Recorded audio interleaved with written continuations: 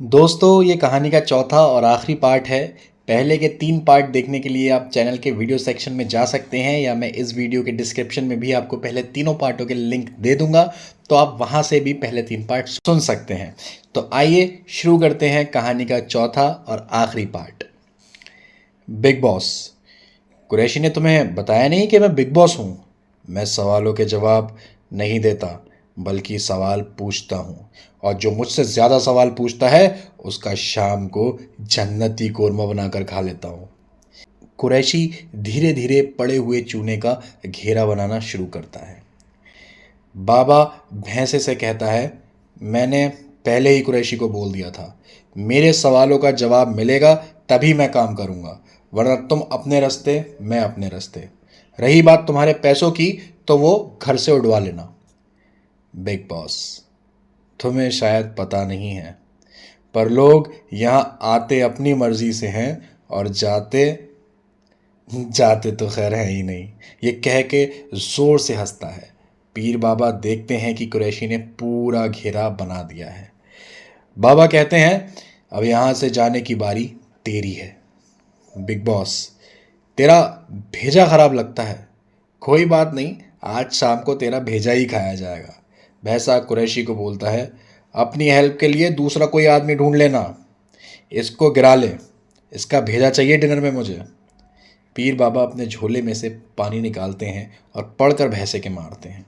अब भैंसे को एहसास होता है कि ये कोई आम इंसान नहीं है। भैंसा बाबा पर हमला करना चाहता है, पर वो घेरे से बाहर नहीं निकल पाता है। भैंसा कहता है, कमीने कुरैशी, अब तेरे भी पाए पकेंगे। भैंसा अपने दोनों लोग जो एंकर्स बने हैं उनको घेरे को मिटाने को बोलता है। मेल एंकर घेरा मिटाने के लिए आता है। कुरैशी उसे रोकते हुए बोलता है, घेरा मिटाने से पहले एक बार सोच लेना। अगर ये घेरा मिट गया तो तुम भी कभी अपने घर नहीं जा पाओगे। याद रखो, ये आधा भैंसा किसी का सगा नहीं है। इसने तुम लोगों को भी घर भेजने के लिए तुम्हारी उंगलियां काटी थीं। वक्त आने पर यह तुम्हारी गर्दन काटने से भी पीछे नहीं हटेगा। यह सुनकर एंकर रुक जाता है। कुरैशी अपने दोनों दोस्तों हर्षित और प्रीति को खोल देता है। बाबा भैंसे पर पड़कर पानी मारते हैं। भैंसा जोर जोर से चिल्लाता है और बाबा से उसको छोड़ने के लिए विनती करता है। बाबा पूछते हैं, बता तू कौन है और तू ऐसा क्यों कर रहा है? भैंसा बताता है, सालों पहले की बात है। मैं एक साधारण भैंसा हुआ करता था।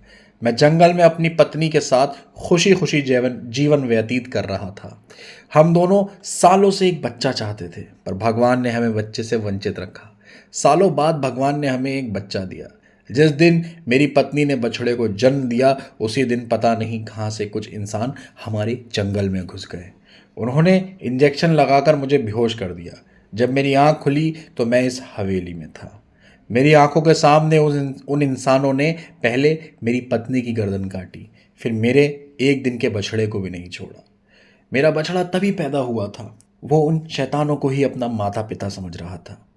जब उन्होंने उसे काटने के लिए लिटाया तो वह बहुत ही प्यार से उनको देख रहा था। उसे लग रहा था शायद उसके माता पिता उसके साथ खेल रहे हैं। उन दरिंदों को मेरे बच्चे की आंखों की मासूमियत नहीं दिखी और उन्होंने उसे भी काट दिया। अब बारी मेरी थी। मैंने कोशिश की लड़ने की, पर मुझे उन्होंने मोटी मोटी रस्सियों से बांध रखा था। मैं हिल भी नहीं पाया और उन्होंने देखते ही देखते मेरी गर्दन भी धड़ से अलग कर दी। मरने के तुरंत बाद ही मुझे मेरी पत्नी और मेरे बेटे की आत्माएं लेने आईं। वो स्वर्ग जा रहे थे, पर मैंने उनके साथ जाने से इनकार कर दिया। वो चले गए और मैं वापस इस हवेली में आ गया। मैंने सबसे पहले उस आदमी को मारा जिसने मेरे बेटे को कत्ल किया था। मैंने उसका सर काट कर जंगल में फेंक दिया और उसका धड़ आज मेरा आधा शरीर है। और बाकी सारे लोगों का मैंने बनाया जन्नती कोरमा। उस दिन मुझे पता लगा इंसानी गोश्त बहुत ही मज़ेदार और लजीज होता है। तब से आज तक मैं लगभग 750 लोगों का गोश्त खा चुका हूँ। बाबा, देख भैंसे, मुझे तुझसे हमदर्दी है। तेरे साथ जो हुआ वो गलत हुआ, पर तू जो कर रहा है वो भी गलत है। भैंसा, ये हमदर्दी तो बस दिखाने की है। अभी घर जाकर बिरयानी बनाकर खाओगे तुम। बाबा, देख, अगर तू वादा करे कि तू किसी इंसान को नहीं मारेगा अब से, तो मैं भी वादा करता हूँ अब से किसी भैंसे के गोश्त को हाथ भी नहीं लगाऊंगा। भैंसा, लगाओ मत लगाओ मुझे क्या मतलब, मैंने और मेरे परिवार ने तो अपनी जानें खो ही दी। बाबा, मतलब तू अपनी हरकत से बाज नहीं आएगा। भैंसा, मुझे जब जब मौका मिलेगा तुम लोगों के पाए ज़रूर खाऊंगा। बाबा पढ़ाई शुरू करते हैं और पढ़ पढ़ कर भैंसे के पानी मारते हैं। हर बार पानी पड़ने से भैंसा तड़प उठता है। भैंसा चिल्लाते चिल्लाते बेहोश हो जाता है। बाबा, जल्दी से इसके हाथ पैर पकड़ो। कुरैशी, बिस्मिल्लाह करके इसको ज़िबा करो। कुरैशी बिस्मिल्लाह पढ़कर भैंसे की गर्दन पर छुरी चलाता है। भैंसे का सर इंसानी धड़ से अलग हो जाता है। कुरैशी हैरान होते हुए कहता है, इसके जिस्म से तो खून निकला ही नहीं। बाबा, क्योंकि इसका सारा खून सालों पहले निकल चुका है। अब तुम लोगों को एक काम करना है। ये जिस्म जिस इंसान का था, वो अगर मुसलमान था तो इसके जिस्म को दफना देना, और अगर वो हिंदू था तो इसको जला देना। एंकर बोलता है, ये ईसाई था। बाबा, तो इसको कॉफिन में बंद करके दफना दो, इंशाल्लाह फिर कोई दिक्कत नहीं होगी।